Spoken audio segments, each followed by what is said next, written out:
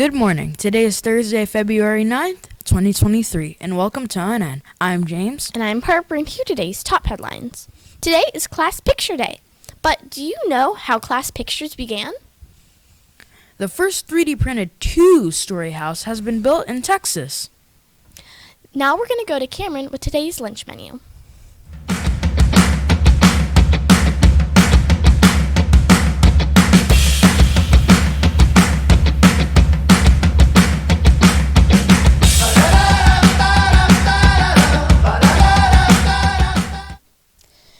I'm Cameron, and now it's time for the lunch. Today we are having a comforting meal of Salisbury steak, mashed potatoes, and gravy, and seasoned green beans. Bonus, garlic breadstick. Who doesn't love carbohydrates on a misty, cloudy day?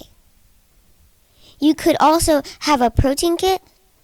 And don't forget your fruits and veggies and milk. Now back to Harper.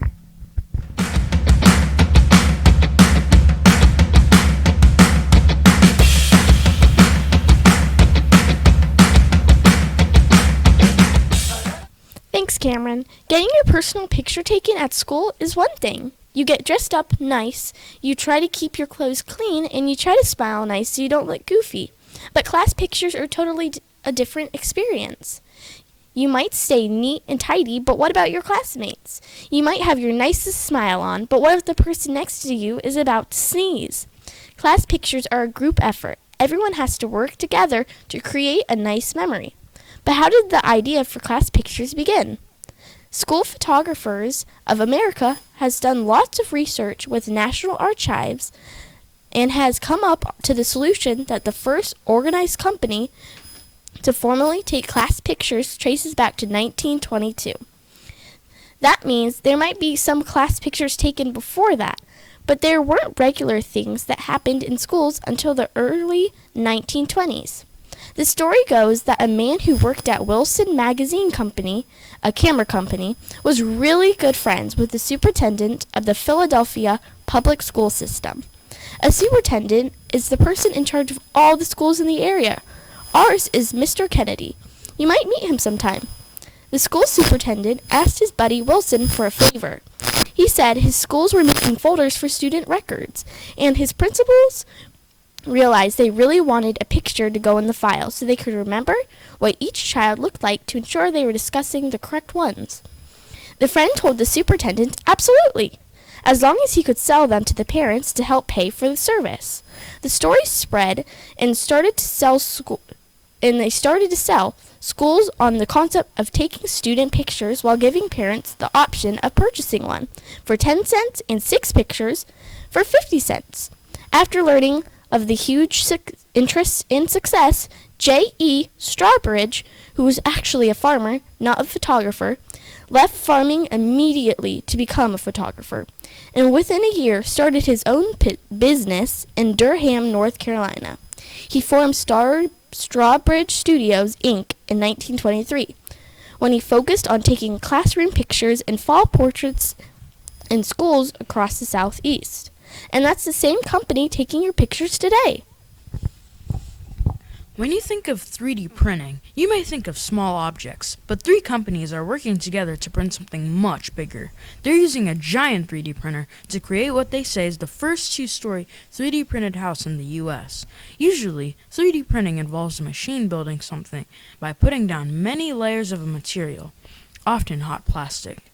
When the material hardens, the layers stick together to create a finished object. The method here is similar, but uses concrete.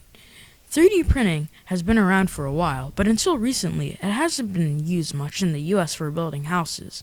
Now, that's changing. Several 3D printed houses have been built in the U.S., and more are planned. So far, no one in the U.S. has 3D printed a two-story house. And this one will be a large 3-bedroom house. It will take 330 hours to print, or 8 regular school weeks.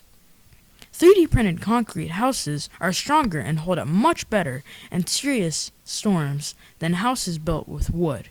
This can save money in the long run, since the machine is doing the building. Fewer workers are needed, which also saves money. But if you want to move into a 3D printed house, you'll have to wait. This one has already been sold.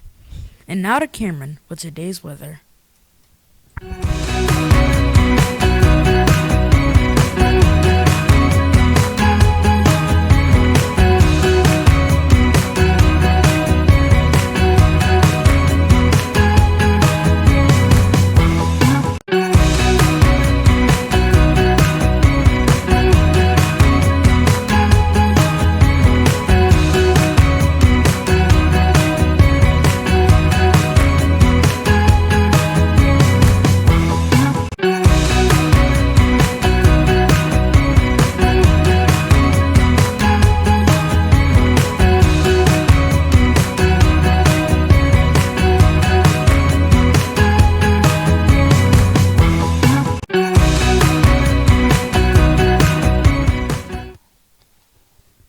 Thank you, James. Today is February 9th, 2023, and today's weather will be partly cloudy with a high of 75. There's unsettled weather on the road to relaxation and possible showers on Sunday and Saturday. Now it's time for special segments. Up next on ONN.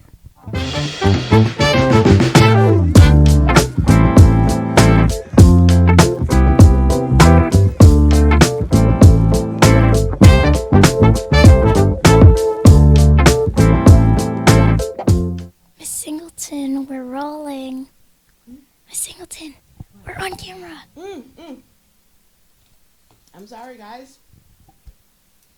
I was enjoying that ice cream. Oh, my goodness. And speaking of ice cream, today's Black History Fact talks about Alfred L. Crail. Because of Alfred L. Crail, nobody has to use a regular spoon to struggle to make scoops of ice cream. While working as a porter in Marco Brothers Drugstore and St. Charles Hotel in Pittsburgh, Pennsylvania, Crail noticed that ice cream stuck to the spoons and ladles the servers used, and they usually had to use two hands to separate them. Crail responded to this ice cream crisis by creating the ice cream scoop. Look at that, ice cream scoop. Am I getting ice cream on me? All right, so this was, and listen up, especially grades 3 through 5. This was originally called the ice cream mold and disher. It was originally called the ice cream mold and disher. It was designed to be strong, inexpensive, and easy to operate with just one hand. It had no moving parts that could break or malfunction.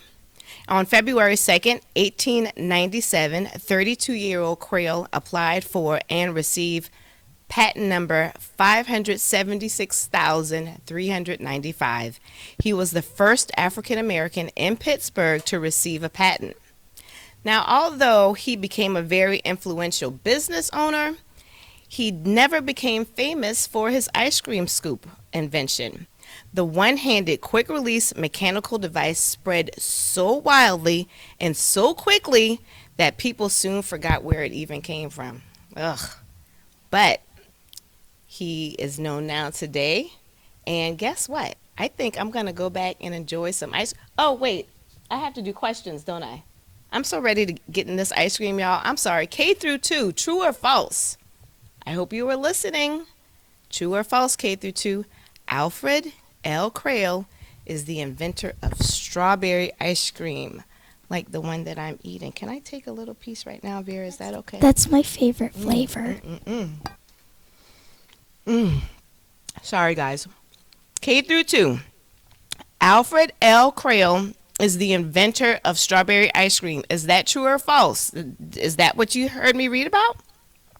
And then for grades 3 through 5, I gave you a little hint. What was the original name of the ice cream scoop? Was it A, Crail's Cream Scooper?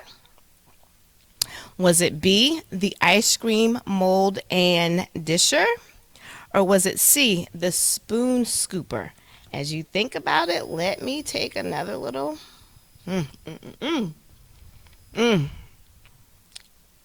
Again, for grades 3 through 5. What was the original name of the ice cream scoop? Was it A, Crail's Cream Scooper, B, the ice cream mold and disher, or C, the cream scooper? Get those answers and we will pick someone in the morning and you will have your prizes. I also wanted to show you this one here. Can you hold that up for me, Vera? Thank you. You are an amazing co-host, Vera. I just want to say that to you. So look at these. We are using these this morning. I think, does the cast eat ice cream? I think that when we are done here, we're going to have some ice cream, y'all. And maybe if one of your teachers see me in the hallway and say, my student's been really, really good today, can you come down and have some ice cream with him? I may save a little something for someone. Let's see. All right, get those answers in, guys.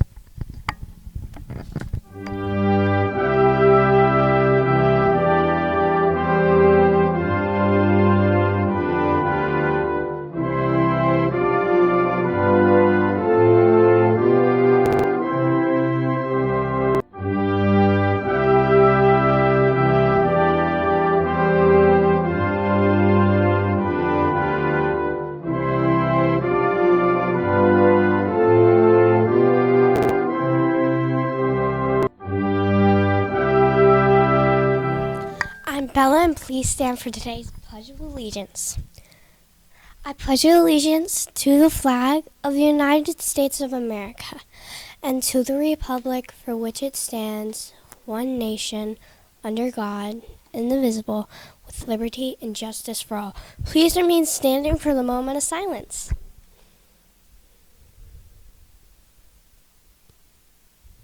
Thank you. You may be seated.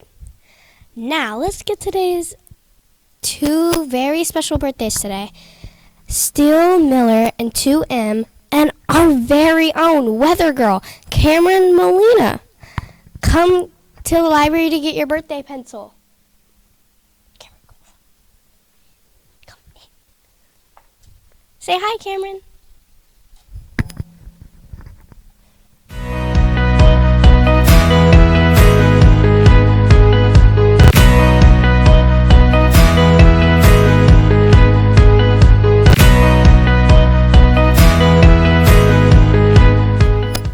Keep logging those minutes on Beanstack. And with that, I'm James Ryan, and have a wonderful day. I'm Harper for ONN. Have a wonderful day.